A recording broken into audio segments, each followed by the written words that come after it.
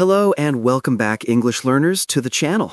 I'm Mr. Leon, and this is the Easy English Learning Podcast, where we take those big fluency challenges you're facing and really break them down into simple, super easy to use strategies that you can start applying today. And I'm Sarah, your co-host and honestly a fellow language enthusiast just like you. We are absolutely thrilled to have you join us. We know you're here because you're serious about taking your English from, just good to truly great. You want to sound natural, right? That's right, Sarah. And today, we are diving deep into what I consider the most critical skill for making that exact leap, learning how to actually think in English. If you've ever felt a bit slow or hesitated when you're speaking, this episode, honestly, is going to be your formula for freedom. Absolutely. It's a game changer. But before we jump right into all the amazing tips, we have a simple request, one that helps us out immensely. If you're finding our content helpful, please, right now, take a quick moment to hit that like button on this video. It really makes a difference. Also, leave us a comment below telling us which country you're listening from. We truly love seeing our global community grow. And most importantly, subscribe to the Easy English Learning with Mr. Leon channel. Make sure you turn on those notifications so you never ever miss a simple, practical lesson from us. Thanks, Sarah. So let's get right to it. We're calling this initial problem the translation trap. Sarah, what exactly does that mental process look like for most beginner and even intermediate English speakers? What's going on in their heads? Well, Mr. Leon, it's typically a three-step process, which is exactly why it's so incredibly slow and frustrating. First, they'll have a thought or an idea, right? But it's in their native language. Second, they then mentally translate that sentence or phrase in their head into English. And then, third, they finally speak the English translation. That second step, that constant internal translation, that's the translation trap. It slows everything down dramatically. Exactly. Think of it like this. If I ask you, what did you have for breakfast this morning?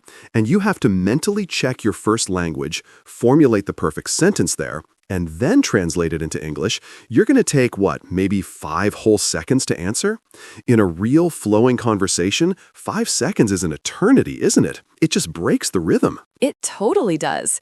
And it doesn't just affect your speed, it really affects your accuracy too. Direct word-for-word translation often just fails because English has unique idioms, specific sentence structures, and so many phrasal verbs that simply don't translate directly.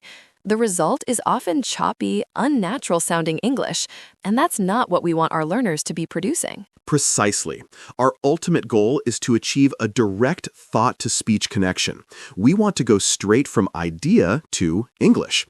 This is how we actually move from just being an English learner to truly being an English speaker. So let's talk about phase 1. Warming up with observation and labels. Right. For beginners, you absolutely do not start with complex philosophical thoughts, okay? You start with what you can literally see and what you can do right now. So our first and easiest technique is what we call the labeling game. Look around you right now, wherever you are. Identify common nouns, simple things like chair, wall, book, phone, your shoe. Perfect. And then we want you to take it a step further. We want you to physically or digitally label about 10 to 15 objects in your home. Use small sticky notes with the English word. So every time you walk past the refrigerator, you actually read refrigerator. Every time you sit at the desk, you consciously think desk. This really forces a direct association without your native language getting in the way. Yes, it's brilliant for that direct connection. Once you've got those nouns down, we move to our second technique, which is simple self-narration.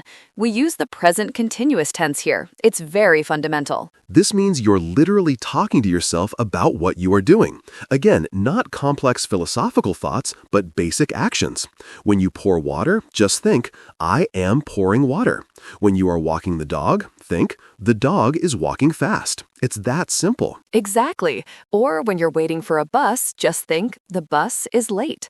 This is practicing the fundamental English sentence structure, subject plus verb plus object, hundreds of times a week, all inside your head. Dedicate just 3 to 5 minutes a day to this, and you will seriously see a massive difference in your mental speed. It's truly amazing what a small, consistent effort can do. It really is.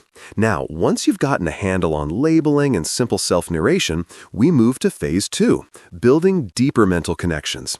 These are two powerful techniques for building translation-free vocabulary. Our first technique here is the image and feeling association. When you learn a new English word, your very first reaction should be to visualize the concept or feel the emotion it represents, not to immediately look up its translation. This is key. Right. So let's take the word frustrated. Don't think of your native word for frustrated. Instead, think of the actual feeling. Maybe clenched fists, a sigh, that difficult problem you just can't seem to solve.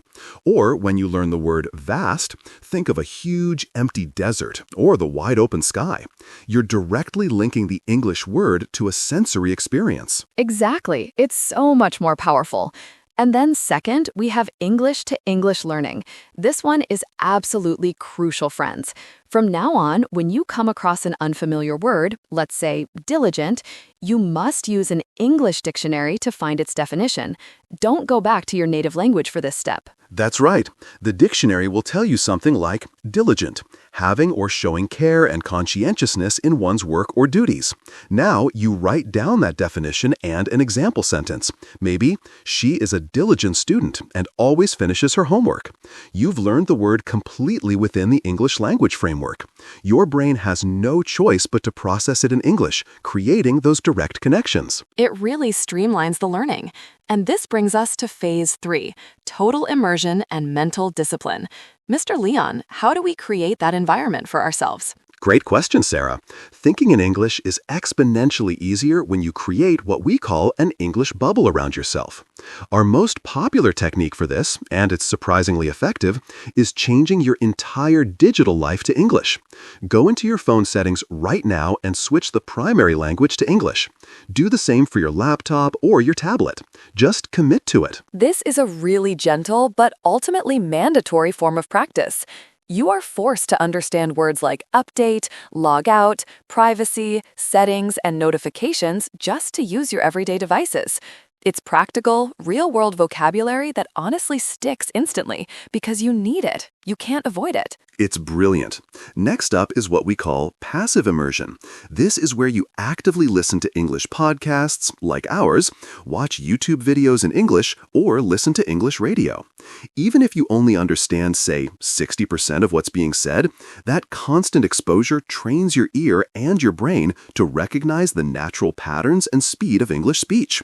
Your brain is a muscle. It adapts to what you feed it. So, feed it English. And for the ultimate mental discipline, we have a technique we call the 5-minute summary. Every single day, usually right before bed, review your entire day, all of it, but do it in English. Just mentally summarize. For example, I woke up at 7. I ate cereal. I was late for work, but my boss was kind. I was happy that I finished my project. Start with 5 simple sentences. Then challenge yourself to add 1 or 2 more each week. This actually forces you to use different verb tenses, past for actions, present for feelings, future for plans, and relevant vocabulary about your real everyday life. This technique is such a private, low-pressure way to practice fluency. No one can hear you, so honestly, don't worry about making mistakes. The only goal here is to keep that thought flowing naturally in English. It's just for you. Absolutely. Remember, mastering the skill of thinking in English is truly the key to unlocking true conversational fluency. It completely bypasses that translation bottleneck, making your speech natural, confident, and quick. Here's a final quick recap of the most important beginner strategies we talked about today to help you get started. First, label your world. Start with nouns, then simple actions. Then, simple self-narration. Just talk to yourself about what you're doing right now. Next, image association. Visualize concepts and feelings. Don't translate them in your head. Then, English to English learning. Always use English definitions for new words. Change your device language. That's practical, mandatory practice that just works. And finally, the 5-minute summary, that daily mental review of your day. The absolute most important thing here is consistency. Choose just 1 or 2 of these techniques and truly practice them every single day for the next 2 weeks. We promise you, you will feel a noticeable difference. Thank you all so much for tuning in to this foundational episode of Easy English Learning. We are truly here to support you every single step of the way on your language journey. Please take a moment now to hit that like button on this video and leave us a comment. Tell us which of these 7 techniques you are starting with tonight. We read every single one. And of course, subscribe to the Easy English Learning with Mr. Leon channel and turn on those notifications. We'll be back really soon with another exciting episode to help you master your English. Keep practicing, keep learning, and most importantly, keep thinking in English. Bye for now, everyone. Goodbye, everyone.